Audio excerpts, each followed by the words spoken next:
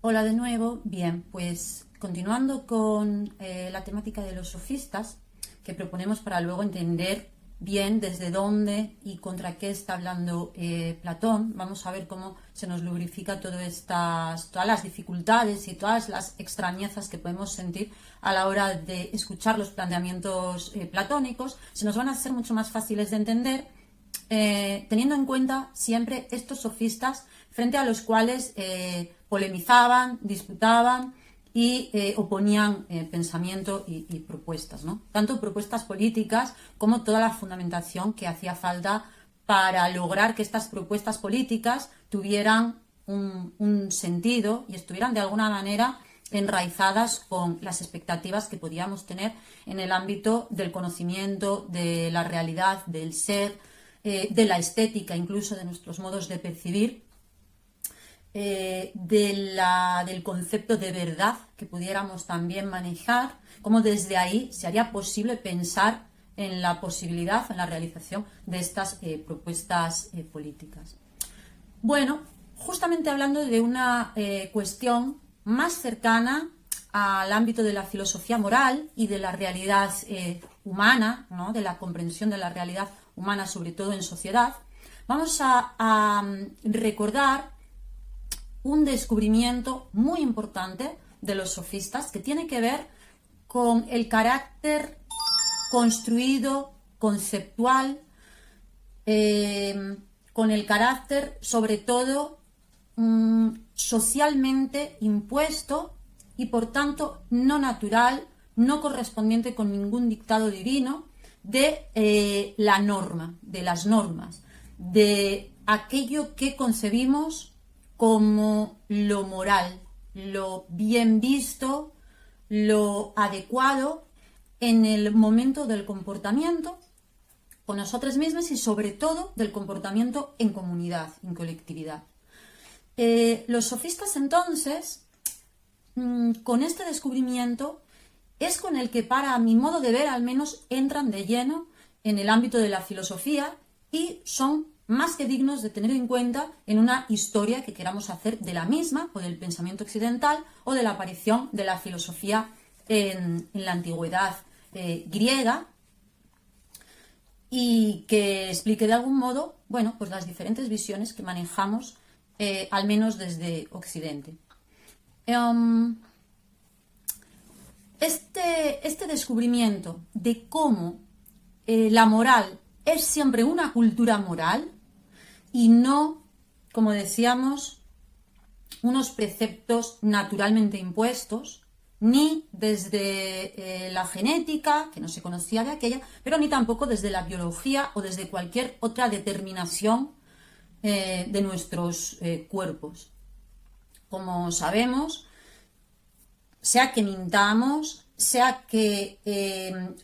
agredamos a alguien, sea que nos pongamos a delinquir de cualquiera de los modos que se nos ocurra o que se le ocurre a nuestro derecho penal o a nuestros códigos morales, sea lo que sea que hagamos en ese sentido negativo, no va a ocurrir que la naturaleza nos responda o que se nos caiga un rayo encima o que nos indigestemos o que no va a ocurrir nada de esto, ¿verdad? Podemos hacerlo, nada, la naturaleza nos lo impide o no habría ninguna consecuencia en este sentido. Tampoco sería para los sofistas el bien y el mal, lo que concebimos como bueno o malo, algo que viniera ni inscrito en nuestra biología, ni tampoco obligado o recomendado por ninguna divinidad. Si Dios existiera, en todo caso, no se encargaría de ese tipo de cosas y, por supuesto, no constriñe nuestra capacidad de acción, no nos limita desde fuera, ni parece que a lo largo de nuestras vidas seamos ni recompensados ni castigados por ninguno de estos comportamientos que podamos exhibir y que caigan del lado de lo bien visto o que caigan del lado de lo mal visto. Pero si hay algo, aparte de estas experiencias que podamos tener o estas observaciones, si hay algo que nos termina de convencer de que no hay una naturalidad, no hay una divinidad de la norma es decir, que no hay una universalidad, una necesidad de la misma, es el encuentro con otras culturas, cosa que no les era para nada ajeno a los sofistas, que vivían, como sabemos, en ese mundo de viajes, de un cierto cosmopolitismo, de un conocimiento entre diversidad de pueblos y por tanto un encuentro entre diversas culturas y diversas maneras de ver las cosas. No solo por el comercio, sino también por el contacto que los procesos bélicos, las invasiones, las guerras permitían también u ocasionaban entre personas de diferentes procedencias. Es entonces cuando nos damos cuenta que algo que pertenece a la buena educación aquí quizá no sea importante en otro tipo de sociedad o incluso caiga del lado de la buena educación. En cualquier caso, vamos a recordar que el término griego con el que los sofistas y cualquier otro ciudadano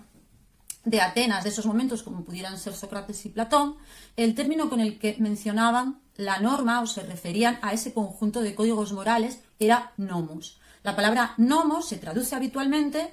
y adecuadamente, entiendo, como norma o normativa, y pienso que en la actualidad cualquiera de esas normativas que conocemos, un reglamento de régimen interno, por ejemplo, en el instituto, o cualquier otra ley que marca las posibilidades de nuestra acción y que las permite o las obliga o las limita, se concibe, yo creo que casi de forma intuitiva, como algo que fue fruto de un acuerdo, bien de una votación, bien de la implantación de un determinado régimen o gobierno de forma unilateral, pero con eficacia, bien por el acuerdo tácito, a veces latente, se dice acuerdo tácito cuando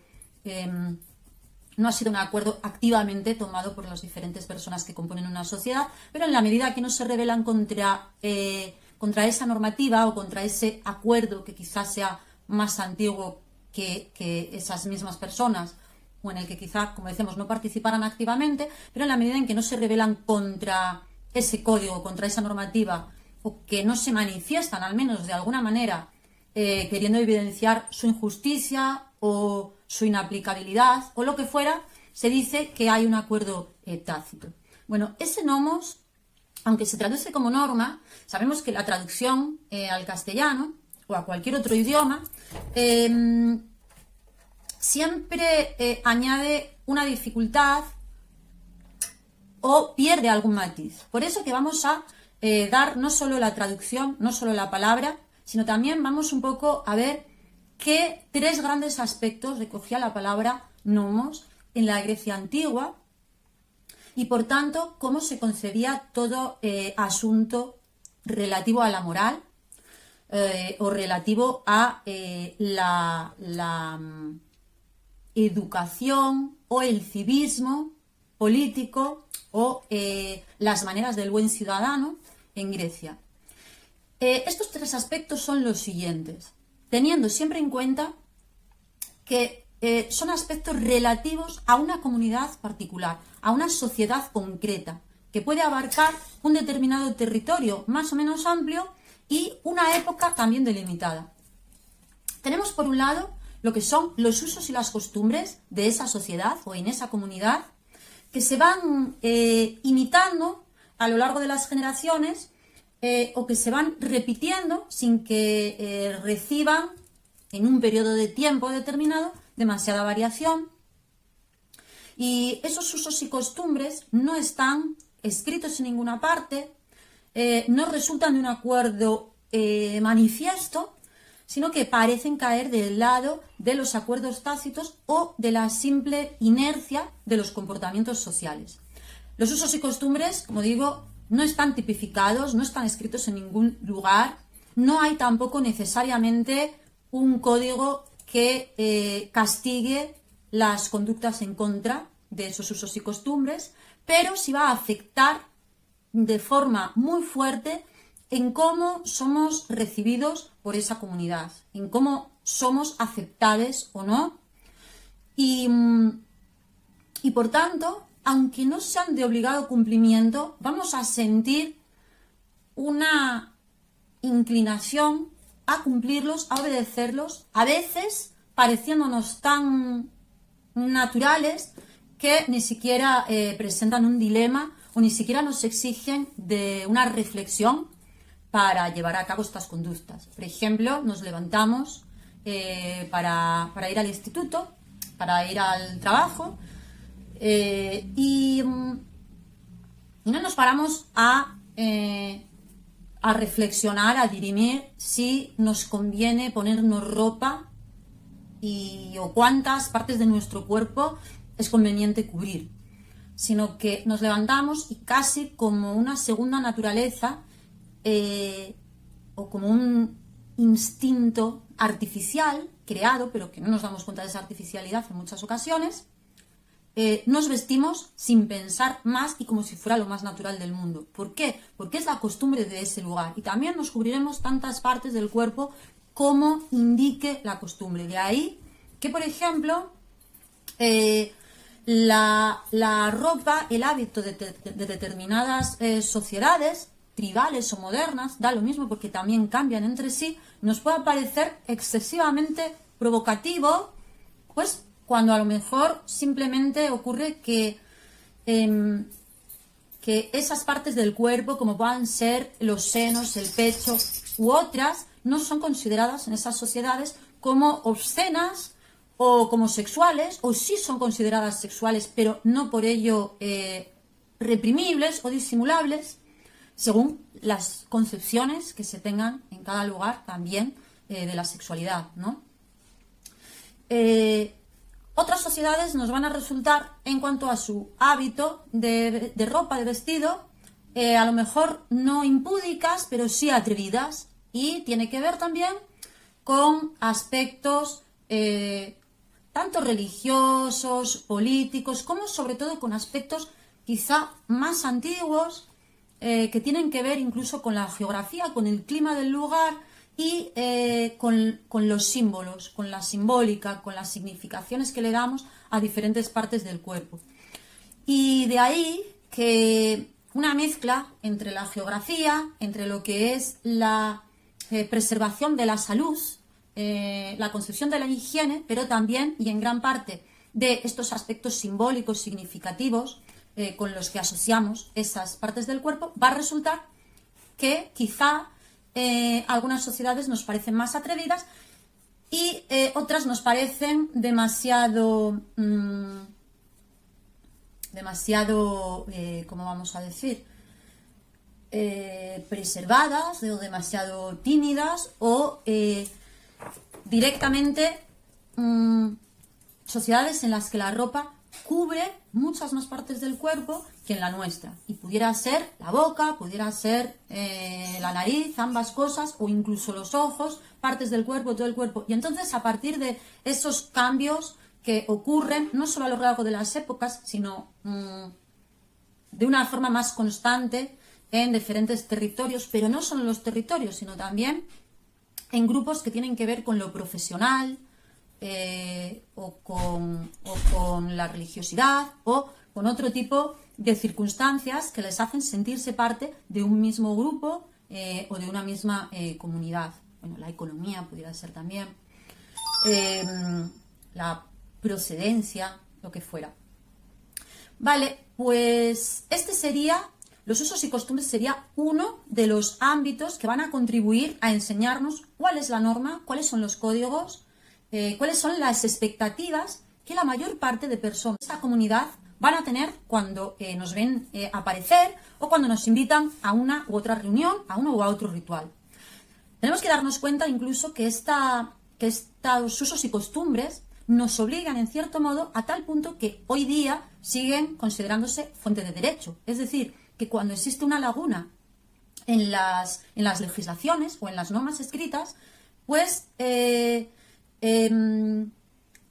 los conflictos que llegan a un proceso judicial se van a dirimir de acuerdo a las costumbres del lugar, a las expectativas que pudieran darse a partir de lo que son estos comportamientos repetidos o más o menos inerciales en una determinada sociedad.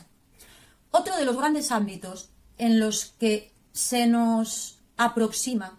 a lo que es la norma de ese lugar son, mejor dicho, las creencias generalizadas, creencias bien asentadas en una comunidad determinada. Cuando hablamos de creencias generalizadas, no hace falta que pensemos en ideas que comparte todo el mundo, que comparten una y cada una de las personas que componen esa comunidad, sino que sirve o basta con que sean creencias lo suficientemente distribuidas, lo suficientemente generalizadas, lo suficientemente presentes en una comunidad, en un tiempo o en un lugar concretos, como para que no pensemos que son demasiado extravagantes. De tal manera que, por ejemplo, aquí donde nos encontramos, todavía, aunque quizá cada vez menos, pero todavía las creencias católicas y, por supuesto, el cristianismo no son profesadas por cada una de las personas que conocemos, ni siquiera por las personas que están en un aula o en una clase determinada, pero son lo suficientemente generalizadas para que hayan sido digeridas y no se consideren, como decíamos, seguramente sí nos ocurre cuando nos presentan creencias relativas a otras religiones o a otros movimientos espirituales o a cualquier idea concebida más allá de lo que vemos, de lo que oímos o de, bueno, lo que estamos acostumbrados a tomar como relatos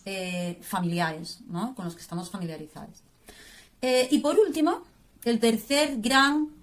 ámbito que cierra y termina por establecer qué es lo bien visto, lo aceptado, lo considerado como educado, como galante, como un bien moral, van a ser esos códigos escritos de los que venimos hablando y diferenciando los otros ámbitos que directamente tipifican como conductas delictivas o como faltas aquellos comportamientos que contradicen o que contravienen aquellos comportamientos que se consideran los mínimamente obligatorios para contribuir con la ciudadanía o para al menos no molestarla o no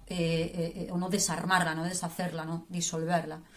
Entonces, bueno, estos códigos legales van a ser tanto el Código Penal, que dispone, como decíamos, consecuencias penales, como otros códigos administrativos, civiles, etcétera, que disponen qué procesos, qué burocracias y en qué escenarios deben darse determinados acontecimientos o determinadas negociaciones o acuerdos para que puedan considerarse como válidas. En definitiva, entre los usos y creencias, entre los usos y costumbres, las creencias generalizadas y los códigos escritos legales, se va a conformar una idea aproximada de cómo podemos comportarnos, qué comportamientos, qué conductas, incluso a veces qué pensamientos son albergables, son aceptados por la comunidad o no lo son, y esto va a suponer, o el que insistamos en ellos, supondría, bueno, pues consecuencias ya sea de tipo penal, ya sea de tipo social, que a veces pueden ser igual de fuertes o igual de desagradables, ¿verdad? Como pueda ser el ostracismo social, el no reconocimiento, la marginalidad, la agresión, incluso la discriminación. Y entonces, bueno, nos vamos a sentir invitades, no, más aún, no tanto como forzadas, pero sí compelidas de alguna manera a funcionar según el código, según el registro de lo bien visto en una comunidad concreta, que es la de referencia que tenemos cada cual.